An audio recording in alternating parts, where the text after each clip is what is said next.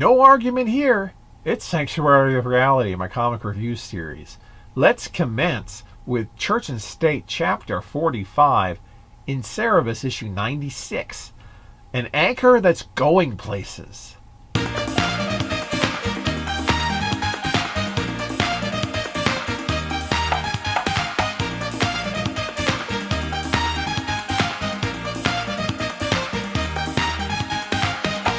Cerebus is awoken from his dream by a knock on the door. It's Bishop Powers, informing him that the gold sphere Most Holy ordered him to have cast has an imperfection, leading to it needing to be recast in order to come out flawless. Powers also hands Cerebus a scroll, which he looks at and is confused by, but pretends he understands. The bishop then departs, leading to Cerebus ungagging Astoria, who realizes from the talk of the sphere that he's trying for the final ascension, which she argues is a sacred right between Tarim and her followers. And all the prior tower collapses have been due to males attempting it. She asks what he'd even say to her if he got to meet Tarim. Cerebus states that when he meets Tarim, he'll ask him about the location of Weisshop's soul so he can effectively thumb his nose at him.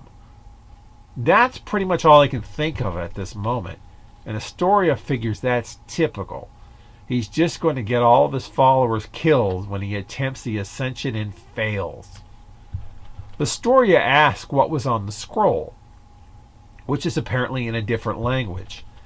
He shows her, and she's able to read the ancient Pigt, summarizing all that it says, which boils down to the fact that her trial starts at midnight.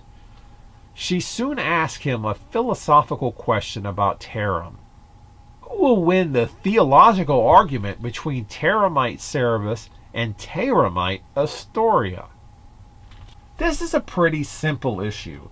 Cerebus and Astoria resume their conversation, and we get a lot more of an in-depth look at the beliefs of a Cyrenist. Okay, so Astoria is actually a Kebalist, but they overlap when it comes to religion, really. I must admit, she does raise a few interesting observations about why God could conceivably be female. Just a minor spoiler, though. Tarim is indeed female, but Tarim is in fact male. So she's both right and wrong. The religion aspect of the series will gain much greater traction in later books such as Rick's Story and especially Latter Days. I enjoyed this issue, though it's more about getting back to the new status quo after a detour with the Dream issue. I guess we needed an issue to delve into the Tarim versus Tarim debate that's been long simmering on the back burner. Church and State is really been more about the facade of religious institutes than about the actual belief system involved in a church. So in that regard, this one's important for dealing with those issues, even just a little bit. Next time, the not so great escape.